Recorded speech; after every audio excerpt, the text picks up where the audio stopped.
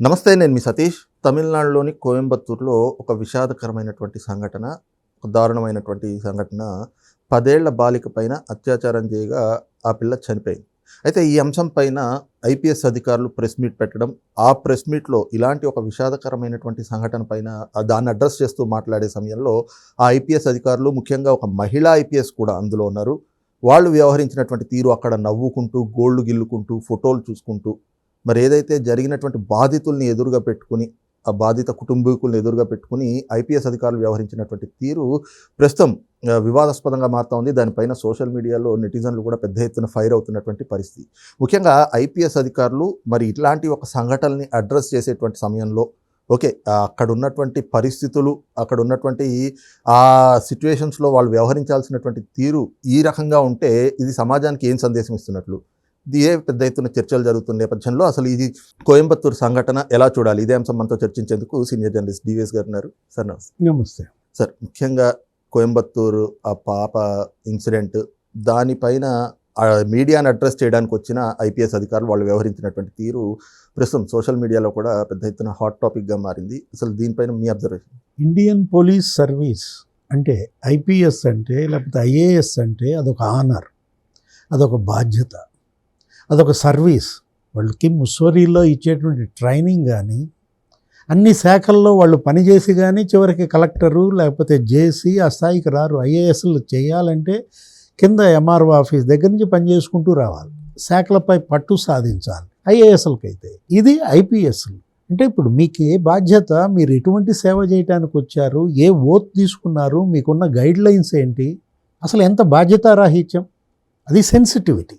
ఏది అది 10 ఏళ్ల బాలిక దారుణమైనటువంటి మరి రేపుకు గురైతే ఒక బాధ్యతాయుతమైన స్థానాల్లో ఉన్నటువంటి వీళ్ళు ప్రెస్ మీట్ పెట్టి దాన్ని తెలియజేస్తూ ఈ విధమైనటువంటి బాడీ లాంగ్వేజా?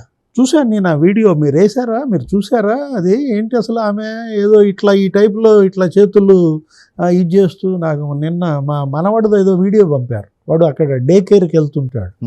ఆ డే కేర్లో వాళ్ళకి ఇంకా మాటలు రావు. చిన్నపిల్లలు ఎంత 16 నెలలు 18 నెలలు, వాళ్ళకి ఈ సైగల ద్వారా వాళ్ళ అవసరాలను చెప్పమని ఆ టీచర్స్ చెప్తుంటారు. ఇప్పుడు మీరు చెప్పినటువంటి దీనికి అర్థం ఏంటో తెలుసా?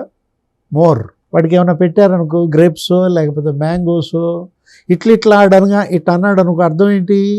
మోర్ అని అర్థం. మోర్, నాకు ఇంకా కావాలి అంటే ఇట్లా అనమని చెప్తారు అక్కడ టీచర్స్. అంటే ఇప్పుడు ఆ విధమైనటువంటి లాంగ్వేజ్ అంటే ఇంకా మోర్ కావాలనా ఈ రేపులు? ఆమె నాకు అర్థం కాల.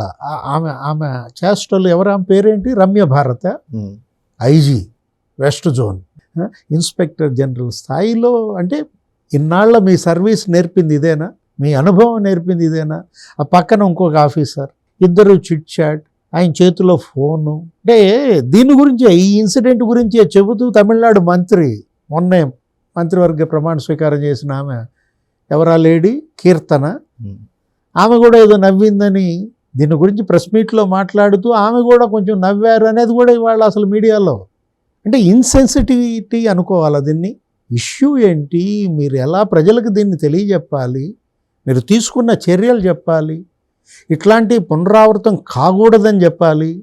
ఒక గుణపాఠం మీ మాటల ద్వారా, మీ చేతల ద్వారా, అదే అరెస్టులు, కఠిన శిక్షలు, దీని ద్వారా సమాజానికి ఒక సందేశం. ఇప్పుడు ఇవాళ ఐఏఎస్లైనా, ఐపీఎస్లైనా, మంత్రులైనా, ముఖ్యమంత్రులైనా, ప్రధానమంత్రులైనా ప్రజాసేవకులుగా మీరు పలికే ప్రతి మాట, మీరు వేసే ప్రతి అడుగు సమాజానికి ఒక సందేశం కావాలి. కానీ ఇదెక్కడి వింత పోకడ? గతంలో చూడలేదు ఇలాంటి. చెట్టు ఉడికినాక ఏమంటారు, కుక్కమూతి పిందెల. అంటే 70 ఏళ్ళు అవుతుందా, 80 ఏళ్ళు అవుతుందా భారత స్వాతంత్రం? Indian administrative service, Indian police service ఈ కుక్కమూతి పిందెలు పుడుతున్నట్టు. అప్పుడు ఎంతో దురదృష్టకర పరిణామం. ముఖ్యమంత్రి స్పందించినట్టున్నాడు. ఏది, విజయ్ కఠిన చర్యలు తీసుకోమన్నట్టున్నాడు. ఆ దోషులను కఠినంగా అరెస్ట్ చేయమని, లేకపోతే శిక్షలు విధించమని. అంటే విజయ్ ప్రభుత్వం ఏర్పడి ఇంకా కాళ్ళపారాన్ని కూడా ఆరలేదా? ఈ ఇన్సిడెంట్ అప్పుడే అతను ఆయన ప్రభుత్వంపై చూపే ప్రభావం ప్రత్యర్థులకి ఇదొక వరం, ప్రతిపక్షాలకి ఇదొక ఆయుధం అవుతుంది. ఏది, ఇప్పుడు రేపొద్దున స్టాలిన్ ఇక మనం చూసాం, మొన్నే అన్నాడు ఏమని, ఈ ప్రభుత్వం ఉండేది లేదు, కూలిపోద్దనో ఏదన్నట్టున్నాడు. స్టాలిన్ ఏ నోటి మాట అన్నాడో విజయ్ ప్రభుత్వం ఉండేది 3 నాళ్ళే అన్నమాట వెంటనే ఒక నలుగురిని లాక్కున్నట్టున్నారు. రాజీనామాలు కూడా చేయించినట్టున్నారు ఏఐడిఎంకే వాళ్ళతో. సరే, నీ ప్రభుత్వం, నీ యొక్క స్టెబిలిటీ అది వేరు. ఇవాళ ఇదేంటి పరిపాలన, బాధ్యత. ప్రజలు ఇవాళ నకసిక పర్యంతం మిమ్మల్ని చూస్తున్నప్పుడు ఐపీఎస్లు అక్కడే కాదు, ఆంధ్రప్రదేశ్లో కూడా మీరు చూశారు. ఎటువంటి ఐపీఎస్లు చూశారు? జేపీఎస్ అన్నారు. జగన్ పీనల్ సర్వీస్ అని చెప్పి వచ్చింది అప్పట్లో. ఏది జగన్ భక్త ఐపీఎస్లు అన్నట్టుగా ఎంతమంది బలైంది జగన్మోహన్ రెడ్డికి, ఆయన పరిపాలనకి. ఇదొక గుణపాఠాలు ఇవన్నీ కూడా. ఏది పిఎస్ఆర్ ఆంజనేయుల దగ్గర నుంచి పివి సునీల్ కుమార్, కాంతిరాణా టాటా, విశాల్ గున్ని, సంజయ్, విజయపాల్, జాషువా, విజయపాల్ అయితే అసలు జైలు, పిఎస్ఆర్ ఆంజనేయులు జైలు. ఐపీఎస్లుగా మీరు రౌడీలని, గుండాలని, అవినీతి పరుల్ని, సంఘ విద్రోహ శక్తుల్ని జైల్లో పెట్టాల్సిన మీరే జైలుకి వెళ్ళాల్సిన పరిస్థితి తెచ్చారంటే. ఇంకొక ఐపీఎస్ ఉన్నాడు ఆంధ్రప్రదేశ్లో, మనం మర్చిపోయాం, రవీంద్రనాథ్, ఎమ్మెల్సీ అనంతబాబు కేసు.